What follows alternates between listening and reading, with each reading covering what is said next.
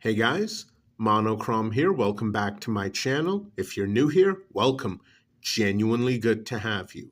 Today we're taking a look at a budget multi-tool from Coast.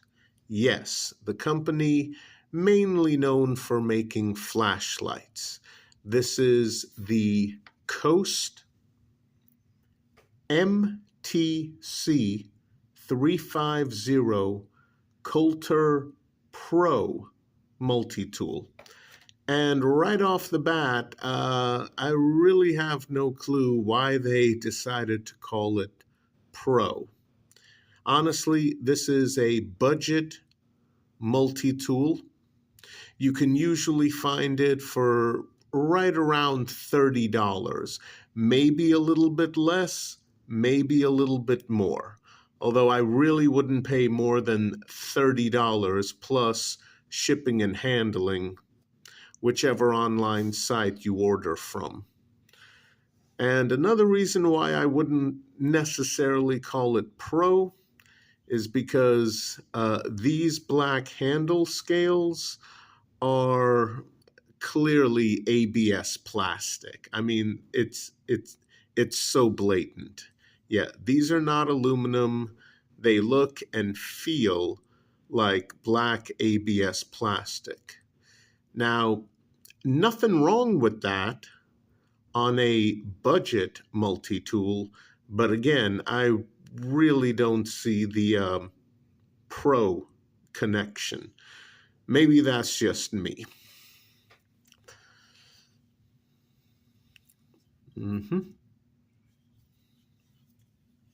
Now, here's the thing.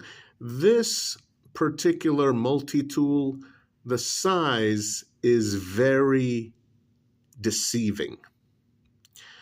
When you have it in hand, it feels significantly bigger than it actually is. Well, that's because of two main reasons. One is the weight. This is a very heavy multi-tool.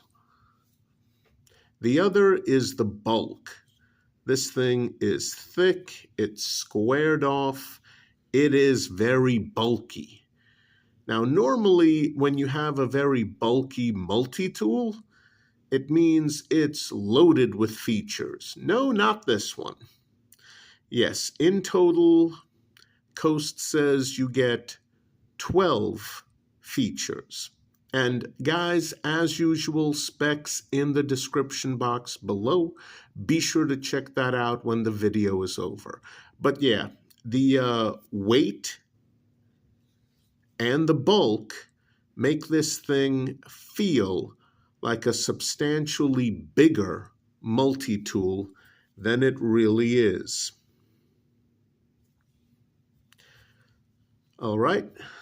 Let's go over the features. You get all the tools, stainless steel, but again, black plastic ABS handle scales. Here you have a, carabiner feature, and I have to admit, the gate is what I would consider the ideal amount of resistance. It's not ridiculously loose, where it might slip off of a belt loop. It's also not ridiculously tight, where you're going to be constantly struggling to get this thing off of a belt loop, and you're just not going to bother. So yeah, the gate, excellent. Problem is, yeah, it's a large part of the multi-tool. Takes up a pretty big amount of real estate on the multi-tool. And the problem is, because of that, you only have one tool on this handle scale. That's right, one. On this side, you have 3 over here, 1 over here, 4 on this side, 1 because of this. And honestly, this makes no sense on a tool that is this heavy and this bulky. I'm sorry, it doesn't. I was talking about belt loops. Well, your pants better be industrial strength work pants if you're going to use this on a belt loop. Otherwise, no. No, absolutely no. Could you hang this on the outside of your pack? Yes, you could, but it depends on how strong the attachment point is on your particular backpack. I own quite a few backpacks, and I sure as heck wouldn't use this. Just being honest. Yeah, so it takes up a large amount of real estate with regards to the tool, and yeah, all of the tools open up from the outside. So you got this, and you have, because of this, a short, stubby liner lock saw feature. Does it work? Yes. Is it sharp? Oh, yes. If this wasn't on the tool, could Coast have made this longer and more useful? Yes. And again, unfortunately, because of the integrated carabiner clip, you only get a saw blade on this handle scale. Yep, 12 tools in total, but it feels like a lot less. Oh, yes, it does. So let's take a look on the other side without the carabiner. You get also liner lock, nice, useful knife blade.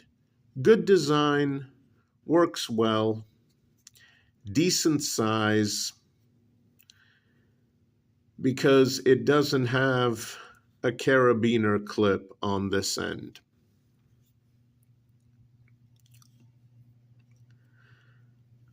And yes, these are one-hand opening, but as you can see from the narrow, elongated blade holes, this is not something you're going to be flicking open quickly. As far as the lock mechanisms, not a strong engagement on my sample on the knife blade side, but no side-to-side play, no up and down play. That's how it should be on modern multi-tools with lock features and modern knives with lock features. As far as the short saw, again, no up and down, no side-to-side play, good engagement. Although I wouldn't rely on the knife or the saw for any real heavy-duty work. But then again, that should be obvious from just looking at this multi-tool. It's a budget, general purpose, general use multi-tool. If a Handyman Pro actually owned this, I think they'd keep it around as a backup multi-tool to their main multi-tool. And yeah, no clip feature. So this is your only form of being able to carry it around with you, or toss it entirely into a coat or jacket pocket. You do not get a belt pouch or sheath with this. This is all you get. It does come in a blister pack. So let's take a look at the other tools. the so-called easy open tools. And this one's a bit stiff, but yeah, that's not a one-hand opening feature. That's a hollowed out nail nick. So yeah, keep that in mind. You get a wire stripper, bottle opener, and Phillips. And that's your only Phillips. You do get a half stop, which is nice. Now, it's not locked in the half stop position, but you do get a half stop. So that is useful. And then all the way.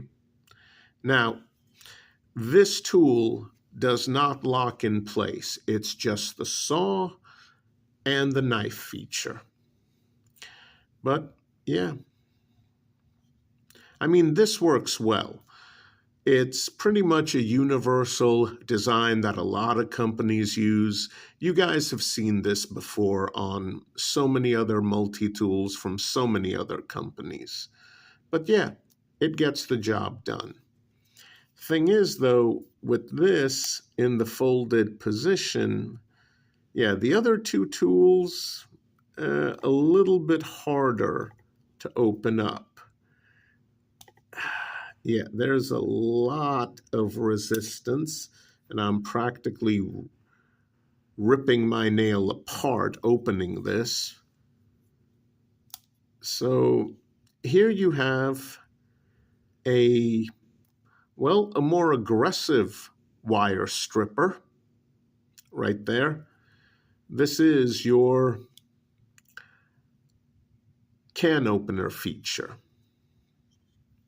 Oh, this thing on the end, yeah, that's not a micro screwdriver. No, that's nice and rounded. That's just what you use with your nail and nearly tear it apart, opening up the can opener and far more aggressive wire stripper feature. And yeah, the spring tension, because these three tools don't lock into place, is pretty aggressive. Again, you do get a half stop, although something like this, this tool, not very useful, but you do get it. Wow, that's hella stiff. And this last one is a Phillips. Let me use my other nail, and yeah, I'm not going to tear it apart. Screw that. Take your pocket titanium pry bar, which all of us have, an EDC, of course. And instead of using your fingernail, you're going to use this. Yeah, if it'll... There we go. And again, you get a half stop, which is quite a bit more useful with the Phillips. Although the half stop on the Phillips, at least on my example, yeah, a little bit of up and down wobble, so not exactly ideal. Open this up, and yeah, that's a lot better. Yeah, this Phillips feature, even though it has a half stop, no, you're going to want to use this in the fully extended position. No other tools on the outside of the handles. Yep, that's it. I mean, for something this bulky, you would expect a lot more tools. No, you don't get it. You have carabiner clip, liner lock, one-hand opening knife, liner lock, one-hand opening, although certainly not fast opening, just like the knife, stubby saw. You get, yeah, bottle opener, wire stripper flat driver.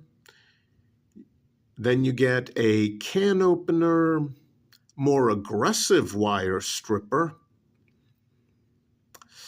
And then you get a Phillips. And that is it for the secondary tools. Let's take a look at the pliers.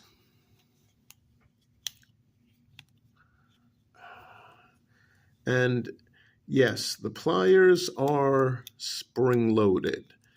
And I know some of you will prefer that, some of you will hate that, but it is what it is. The pliers are indeed spring-loaded.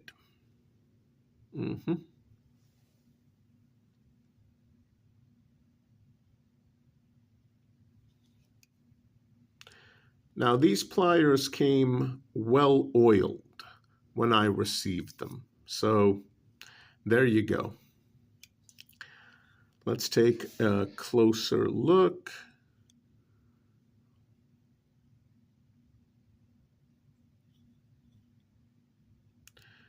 Now, unfortunately, the very end of the pliers, as you can see, yeah, they don't come together, but that's the very tip end of the pliers. The rest clearly do. So you got your needle nose pliers, you got your grippers, you got your wire cutters, and right there at the very bottom, if you can see that, you do have your hard wire cutters. But keep in mind, this is a budget multi-tool. If you need something for cutting through hard wire, either get a better quality multi-tool or, yeah, dedicated hard wire cutters. I would use these for hard wire cutting if maybe it was an emergency situation, you didn't have anything more appropriate, and you needed to make a quick repair. But yeah, on a regular basis, no. Cutting through hard wire, regular basis, even semi-regular, no, just no. Keep in mind, budget multi-tool. And yeah, as far as the handles, even though they look squared off, they're actually not too bad when you're really bearing down and using the pliers. They're not the most comfortable, obviously, with that squared off profile, but again, not as bad, not nearly as bad as you would expect them to be when bearing down. Still,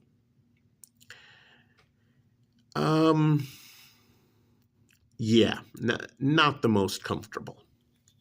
So there you have it. The Coast Colter Pro.